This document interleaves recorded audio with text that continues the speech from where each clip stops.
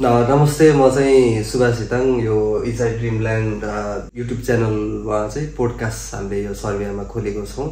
अनि सानो टिम छ, सानो च्यानल छ।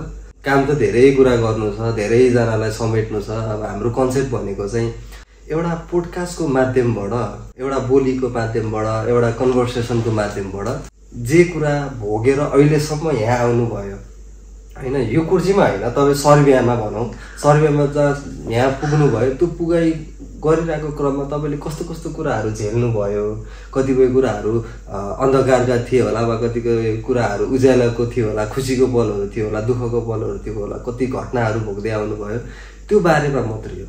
र सबै चिज भन्नै पर्छ भन्ने पनि छैन यहाँ आएर होइन। एउटा तपाईँको लिमिटेसन हुन्छ, हामी त्यसको कुरा गर्छौँ, हामी त्यसको बारेमा चर्चा गर्नुपर्ने कुराहरू चर्चा गर्छौँ। किनकि तपाईँ यहाँसम्म पुगिराख्दाखेरि तपाईँले जसरी भोगेर आउनुभयो, त्यो भिडियो कसैको हातमा पुग्दाखेरि त्यही स्ट्रगल गरिरहेको मान्छेको हातमा पुग्यो भने त्यो जस्तो वाउ कुरा चाहिँ केही पनि होइन क्या लाइफमा। तपाईँलाई विभिन्न राष्ट्रपतिको नाम के हो, यो के हो होइन, क्लास 10को इक्जामको क्वेसनहरू केही कुरा पनि सोधिँदैन। सबै नेपालीहरू सर्बियामा हुनेहरूलाई जोड्न खोजेको छौँ। आज उहाँसँग जोडियो, हिजो 2-3जनासँग जोडिएको थियौँ, भोलिको दिनमा अब होइन 100जनासँग जोडियो होला, 1000जनासँग जोडियो होला। तर एटलिस्ट तपाईँहरूले पनि समय दिनु होला यसको लागि होइन। अब इग्नोर गर्नुभन्दा पनि राम्रो एकचोटि सुनिदिए मात्रै पनि हुन्छ होला जस्तो लाग्छ कि मलाई। एक्ज्याक्टली।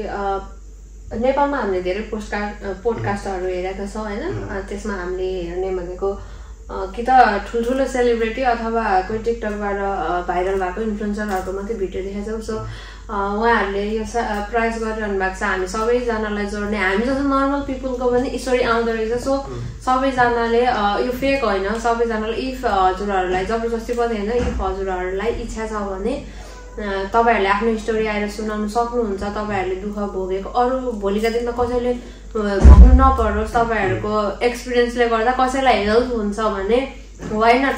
सो त्यही भएर म यहाँ छु। मलाई चाहिँ हजुरहरूको काम एकदमै राम्रो लाग्यो। हजुरहरूले मलाई विश्वास गरेर यहाँसम्म बोलाउनु भयो, त्यसको लागि पनि धेरै धेरै आभारी छु। सो राम्रो छ काम। सो तपाईँहरू आइदिनु होला, विश्वास गरिदिनु होला। कतिजनाले चाहिँ फेक भनिदिनु भयो भनेर गुनासो छ उहाँहरूको, तर फेक होइन। सो हम्बल रिक्वेस्ट यहाँहरूलाई इच्छा छ भने